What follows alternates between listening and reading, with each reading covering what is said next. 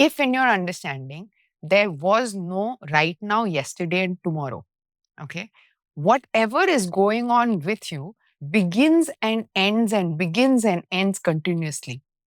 What would you be scared of? You can think about breathing 10 minutes later, but you cannot be breathing 10 minutes later right now. Physically, you cannot get to a next moment.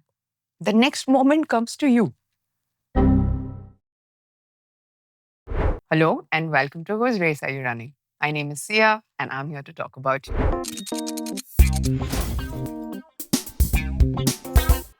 The sensations that we experience in a fearful situation, along with the thinking process that we had because of those sensations, plugged with time.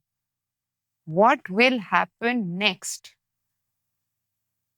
is what is fear. What do we know? What do we experience as time?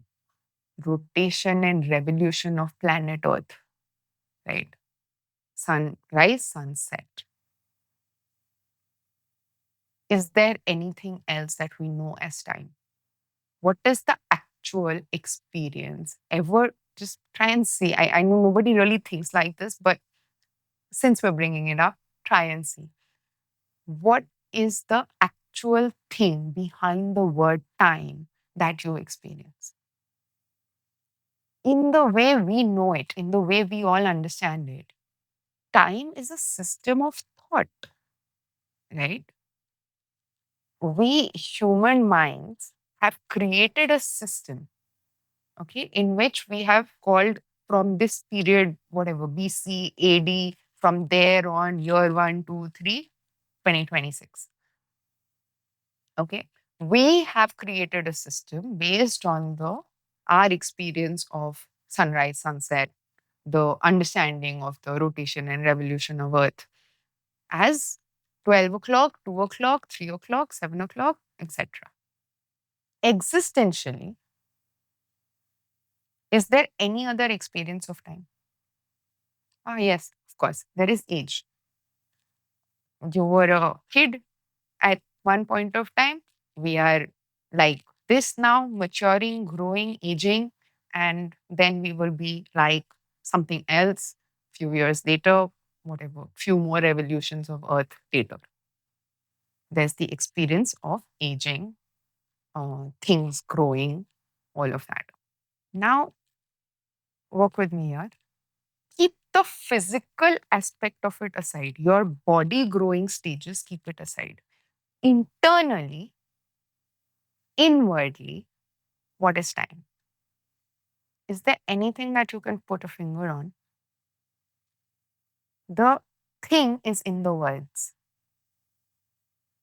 The system of time, the created system of time is very ingrained in our memory. Okay.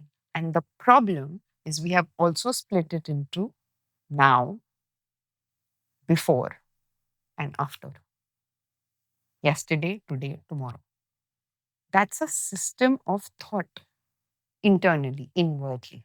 There is no existential basis for that.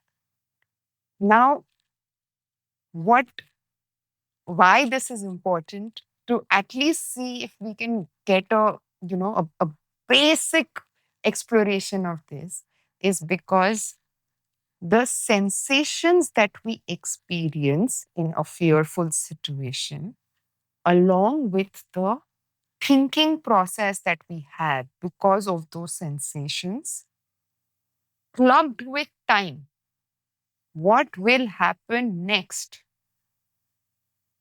is what is fear. This division, the way we experience time, this conditioning is only possible because we have memory. Because memory is obviously the past, right? If we have a memory of it, means it has happened. It has happened when? In time, right? Now, that gives us a full picture of time the way we experience it. But the question is that the full picture? Okay. Now, this is going to get very subtle, but we're going to attempt it anyway because we do have to penetrate the thinking level to arrive at what internally is time and is there something like that. Okay. We experience it like that 100%. That's a fact. We experience it that way. But is all the implications of it existentially correct or incorrect is something that we want to examine. Okay. And therefore, I said for this conversation, we're just going to see if we can keep separate the physical, chronological time. The body was, 1 year old, 2 year old, it was a certain other shape, 3 year old, it was a certain other shape. All of that happened. Today, it is like this and it is continuing to age. Okay. So that is one way in which we receive time. The other way, the internal way that we receive time is we have taken that same measure, that same understanding of the physical body growing this way, that way, into an internal realm. Okay. And therefore, yesterday I was thinking like this. Today I am thinking like that. I wonder what will I think like tomorrow is a possibility. That internal realm exists because we have put pins on us and created an us in our experience. Okay. Actually, what is really there is memories, memories that got imprinted at a certain point of time. Okay. Now, this is what is very important to look at and understand. Can you experience anything other than whatever it is that you are experiencing at this moment? Is there a next moment that actually comes about? You can think about it, but can you actually exist any other where, any other time? The breathing that is going on is the only thing, right? And it is only possible right now. Is there a breathing that is possible at the next moment?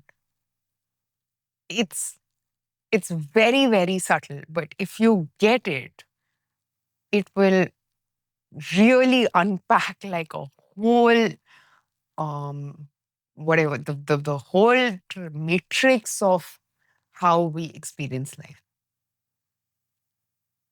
You cannot you can think about breathing 10 minutes later, but you cannot be breathing 10 minutes later right now.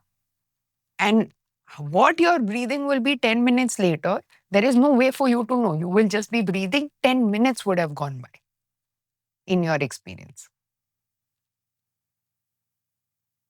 So that's the that's the amazingness of time.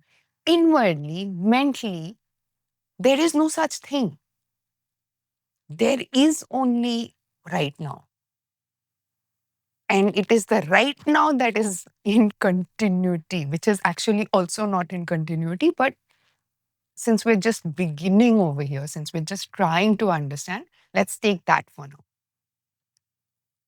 Physically, you cannot get to a next moment. The next moment comes to you, isn't it?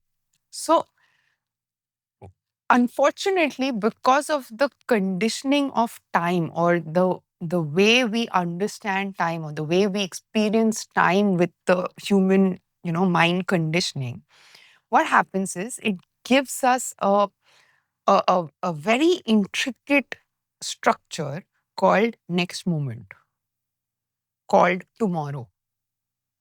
So what happens is now our receiving of any stimulus which brings about the reaction of memory with the division of understanding that I am separate from my memory, all these things conflict, predicting a future. That is the whole mechanism of fear. If in your understanding, now this is conceptual thinking, but give it a shot. If in your understanding, there was no right now, yesterday, and tomorrow, okay, whatever is going on with you begins and ends continuously. What would you be scared of? Nothing. It's our capability of imagination that is in time that creates the fear. Social fear, psychological fear. Work with me here. Today, sitting here right now, for no rhyme or reason, would you be scared of a tiger?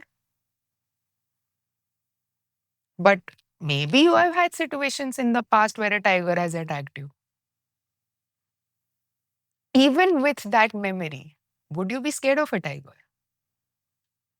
So you see the mechanism that was made for preserving the body from external, tangible, genuine, life threatening threats have gone into a realm that doesn't completely exist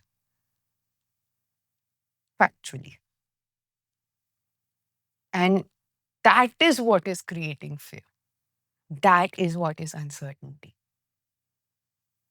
And we don't like, because of because of the self and the self-driving mechanism and our concept of time and all of that, we do not like uncertainty.